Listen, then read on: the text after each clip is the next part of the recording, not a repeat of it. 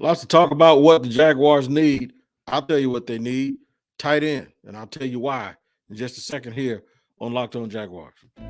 You are Locked On Jags, your daily Jacksonville Jaguars podcast. Part of the Locked On Podcast Network. Your team every day.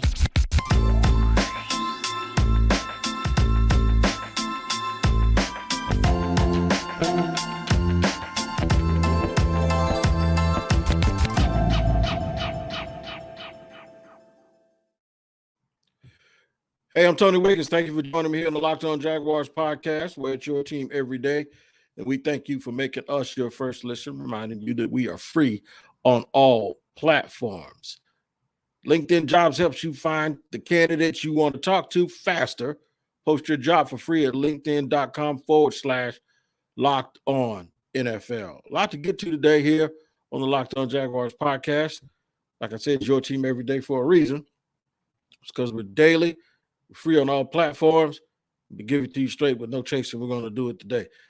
Jags are in the middle of a 2-4 season right now, and a lot of the talk has already turned to, well, what do the Jags need in order to get better and improve? Sometimes it's not even a matter of what they need. They need the guys that they have to actually play better. In some cases, the guys they played okay, but those guys don't need to be the lead dogs on a team that's going to win more games than they lose. It's as simple as that. And it's easy to assess each team as if they're monolithic, but they aren't. So for this team, I have to assess them based on what I think, based on the past, that I believe the coach wants to do. And it's important that I really emphasize this. First of all, you have to make sure you have the right coach, right? So I'm going to do this under the assumption and under the feeling that I think Doug Pederson is the guy. And when I think about Doug Pederson, I think about everywhere he's been successful as a head coach and as an offensive coordinator. So that means I can't help but think about Andy Reid. And if there's two things that I've noticed about teams that Doug Pederson has either been the head coach or where Doug Pederson has been an offensive assistant under Andy Reid, that those teams had that stood out. That's the tight end. Not just any tight end. Because to be honest with you, Evan Ingram statistically hasn't been terrible. He has 32 catches, and that ranks pretty good amongst league's tight ends. I'm not just talking about numbers. I'm talking about impact, folks. And I think it makes a tremendous difference. I'll use numbers to give support for Evan Ingram in segment 3. But earlier than that, I'm going to use one that shows you why numbers don't support Evan Ingram being the number one. I'm not saying that Evan Ingram should not be a member of a really good team. I just don't think he needs to be the first tight end or the alpha tight end on this team. And if you honestly think so, I'm wondering what you're looking at. Because like I said, this is not whether or not he's fine or okay or whether that he's been terrible, because he hasn't. I'm prefacing all of this by saying that the good teams that I've seen Andy Reid, even including the one where he won a Super Bowl, the good teams where I've seen Andy Reid, Doug Pederson, win a Super Bowl and have his most success, whether it be as a head coach or a coordinator, had a very good tight end, historically. Now, the best tight end in the league right now is Travis Kelce. Maybe the best tight end who ever played the game is Travis Kelce, who happens to play for Andy Reid in Kansas City.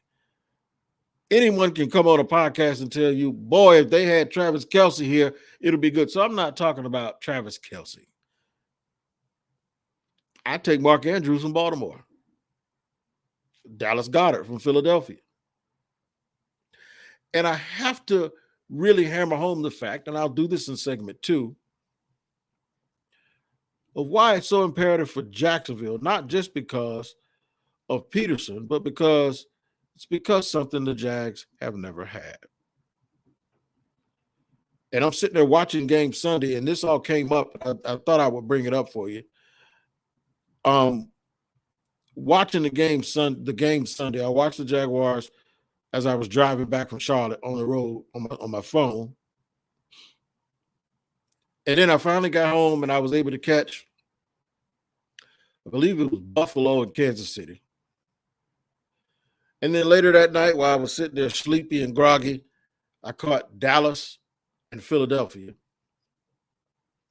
And there was a theme and there was something that I noticed. And even on Monday night, even on the Monday night game with the Chargers, there was just this theme that I noticed. And there was a Charger in Denver. There was these dudes that's like 6'5", 6'6", 250 pounds that was snatching balls all out of the air at every single turn. And it drew my ire because it's one of those things I say, why don't we have somebody like that? In fact, why have the Jaguars never had anyone like that? With all due respect to Mercedes Lewis, who did go to one Pro Bowl, and I think he should have been a Jaguar until he decided he didn't want to be a Jaguar anymore. Shout out to whoever decided they weren't going to pay him no more and let him go be in Green Bay and be a blocking tight end in Green Bay, but be a big locker room presence. With all due respect to Kyle Brady and Pete Mitchell, and if you're under 20, you probably don't know who those guys are. The Jaguars have never had a brand name or a staple at tight end. There are teams that I can't remember the last time they didn't have one. The Jaguars aren't one of them. I think it needs to be something that is a priority. Doug Pederson, when he came in and he took over, he said they wanted to improve that room. He thought they had improved that room. Look, I don't think they're terrible. I just don't think they're good enough in a situation where they really, really have to be good. If you look at the histrionics of it in Doug Pederson's offense. Let me give you some stats real quick. Evan Ingram has 24 receptions on 32 targets. So he doesn't have 32 receptions. He has 24. 208 yards. That's 8.7 yards per catch. Dan Arnold has 3 catches on 4 targets for 54 yards, 18 yards per catch. Chris Manhertz, 3 catches on 3 targets for 15 yards. Luke Farrell has 1 catch that he got the other day for 11 yards. They have 0 touchdowns from the tight end position. Here's why we're going to get into the importance of this. I'm going to tell you why it absolutely helps the Jaguars to have a really, really good tight end. One is the red zone. They have struggled in the red zone with the exception of this last week, but I'm not doing this podcast based on what just happened this last week because we know the Jaguars aren't the same from week to week. We discussed that in a previous podcast, in fact, on yesterday, that they don't have an identity. Whatever they fix this week is going to be broke next week. Whatever they was broke last week was going to be fixed this week, and that's what they've been. So it's not based on just one game. They didn't have red zone troubles the other day. Doesn't mean that their red zone troubles are over with. The run game, as good as the run game was this week, if you have someone that clears out those linebackers, that keeps those linebackers honest, if you have someone that goes out into the flat, that is a pass catcher and a blocker, both dual threat, and we're going to discuss why that is so important too, then you don't tell your game plan. You don't give your game plan away. Therefore, it's more difficult for the linebackers and the safeties to understand what their responsibilities are, which creates a little bit of doubt, which may be a little bit of room and just a split second that the running backs need in both the passing game as well as the running game. And the fact that just about everyone who runs the West Coast offense or the RPO version of the West Coast offense, they always have a tight end who's a matchup nightmare. And the Jaguars currently do not have anyone that I believe scares anyone else. I'll tell you all about it here. In segment 2, I'm going to give you more about this tight end situation. We're going to talk about the fact that the Jaguars have never had a tight end and how they can go throughout their history. I could probably name a tight end in the last 20 years from every single team in the league that was better than anyone the Jaguars have ever had. I'll discuss that here more in depth in just a second on Locked On Jaguars after I give it to you and let you know about our friends over at LinkedIn, who's our sponsor for the day. Man, if you have a small business like I have several times in the past, and you need good employees, but you just don't know where to find them. And sometimes when you think you know where to find them, they're just not matched up with your requirements and what your qualifications are.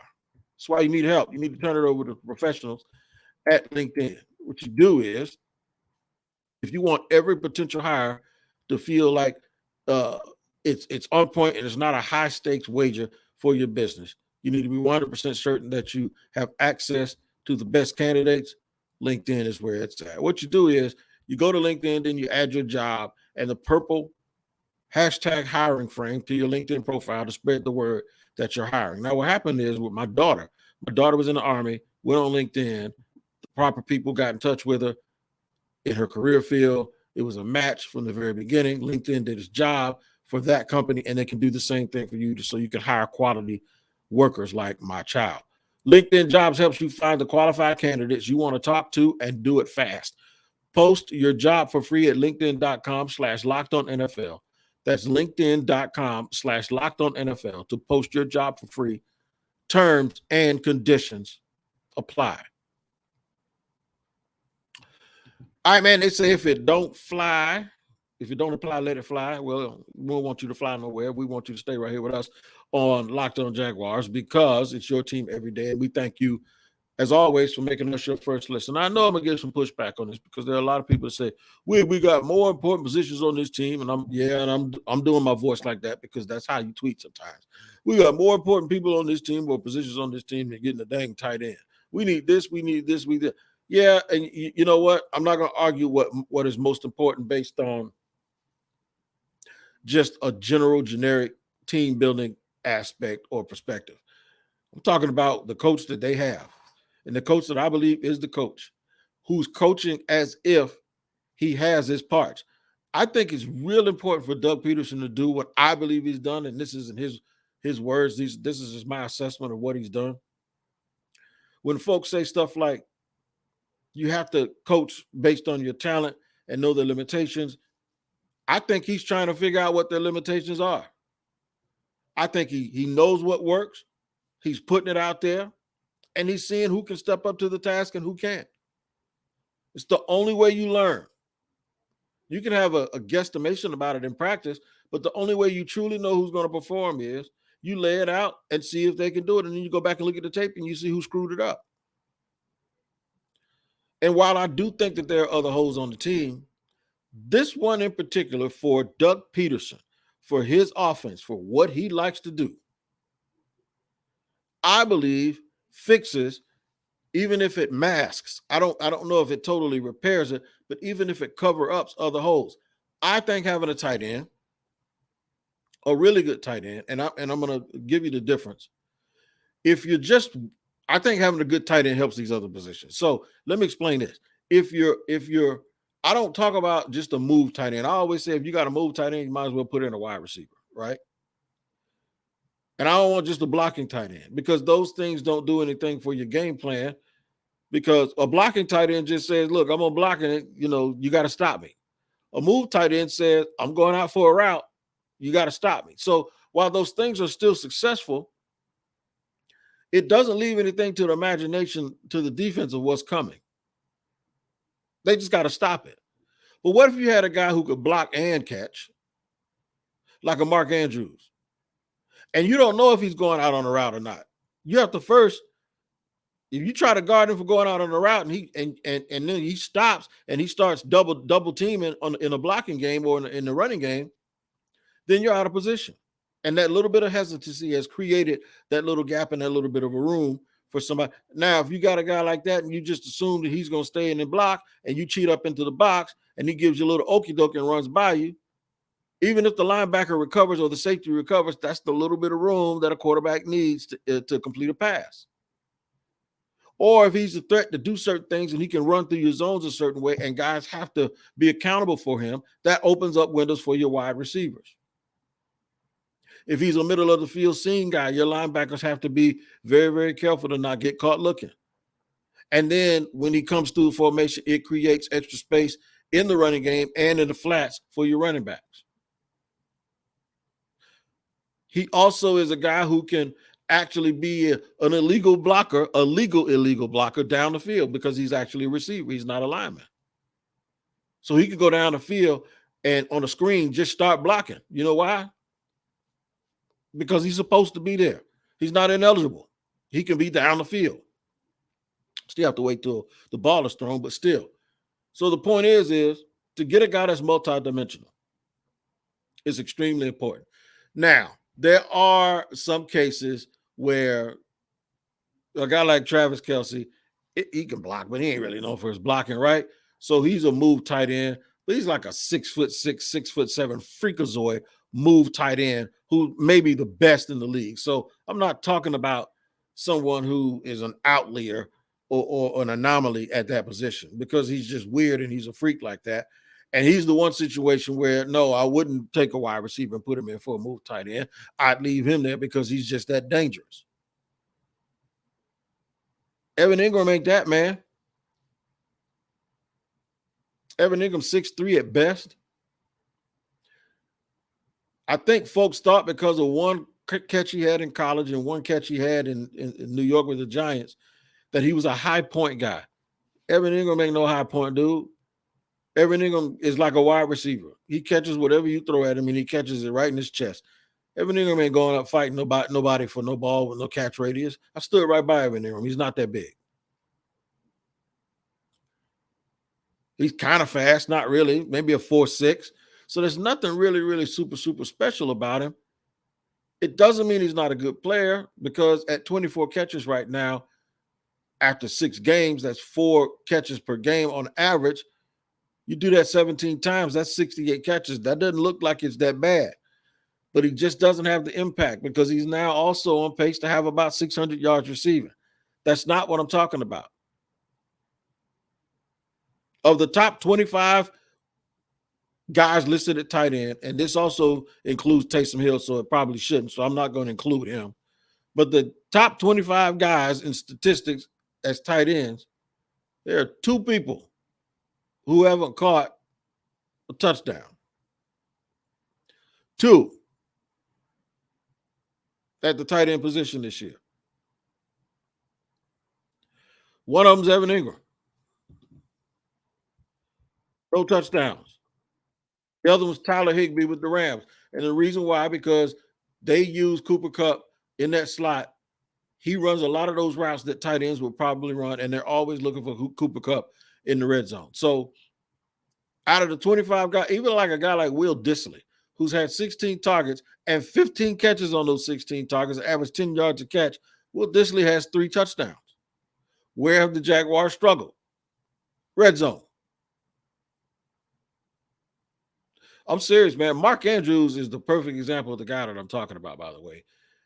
Right now, him and Travis Kelce are tied in yards at 455. Andrews has 39 catches to Kelce's 41.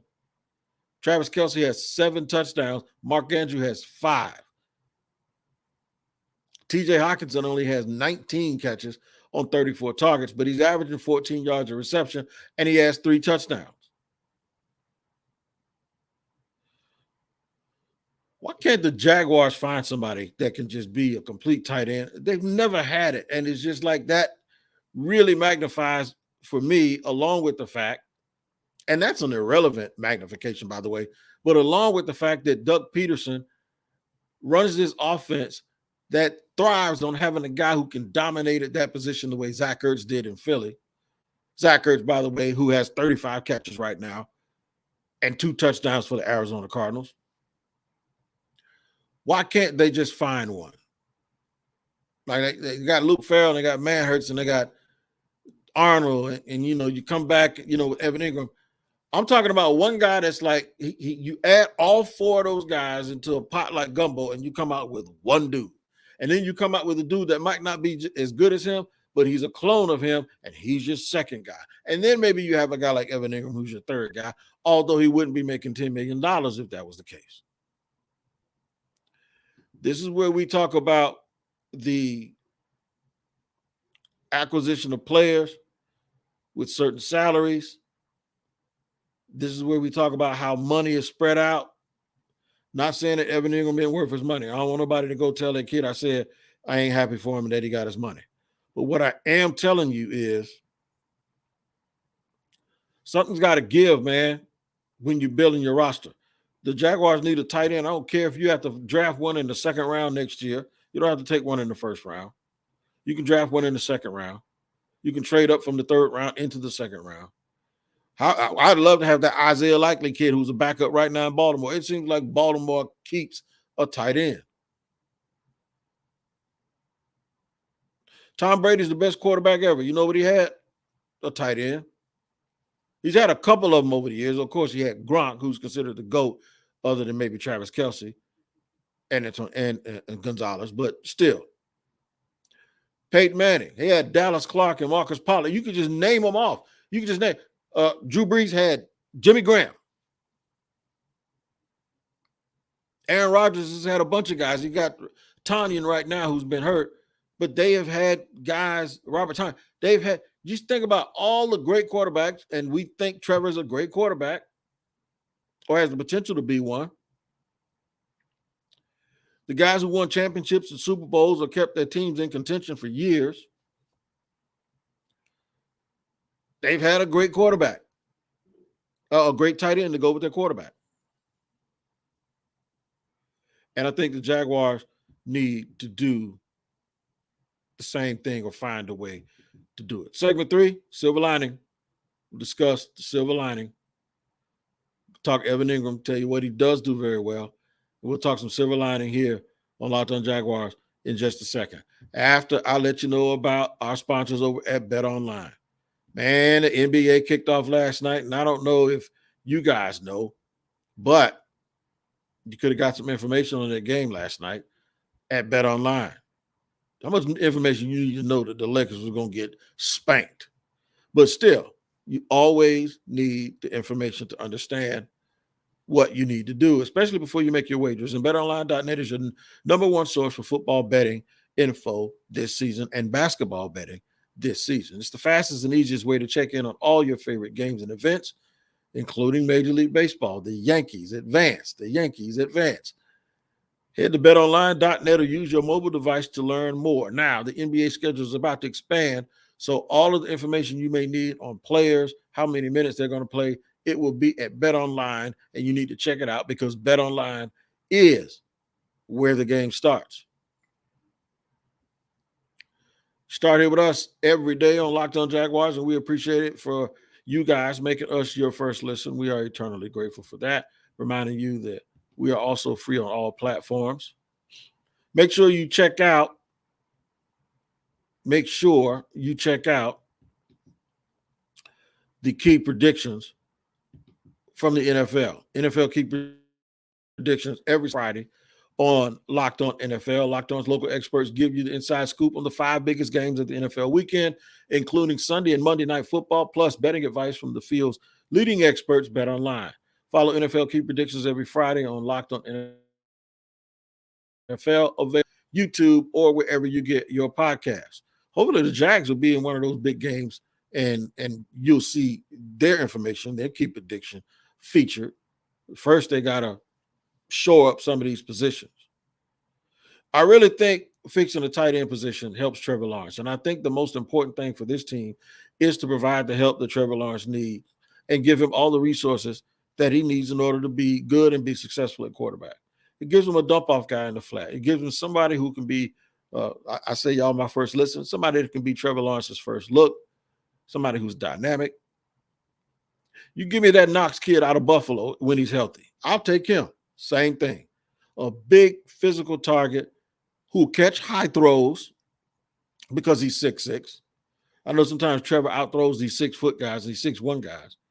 If he outthrows the dude 6'7", something wrong, right? So you give a guy an easy target who's usually in a bit of a mismatch, who also creates mismatch because he's a dual threat in the run game as well as the passing game. And the tight end fits the West Coast principles so good.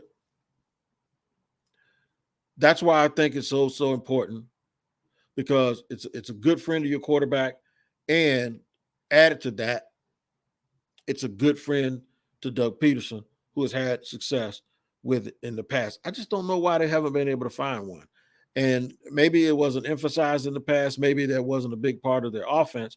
But now that it is, I think it's imperative that they go get one. Now, I don't know if it's going to be easy to find a guy like that. I do believe that they have to lean on Doug Pederson. And this is where having say-so in personnel will really help because, folks have said Trent Baalke has never drafted a wide receiver that turned out to be much. And they might be true. And maybe I think he was around when they got Delaney Walker. So they had two tight ends in San Francisco. Vernon Davis was a no-brainer because he was a top 7, top 8 pick. But they got Delaney Walker too. And then they drafted another kid, I can't remember his name, when they let Delaney Walker go. He was the backup in San Francisco. So he's shown the ability to at least do that. I think they needed so much in the last few years that they had to take best player available, and they couldn't necessarily address the tight end position. I think they have to go out of their way a little bit. I know I'm always a BPA guy, best player available guy, right? I think they have to be very direct and very purposeful in going out and finding the right tight end for this football team. I got it as a dual threat dude.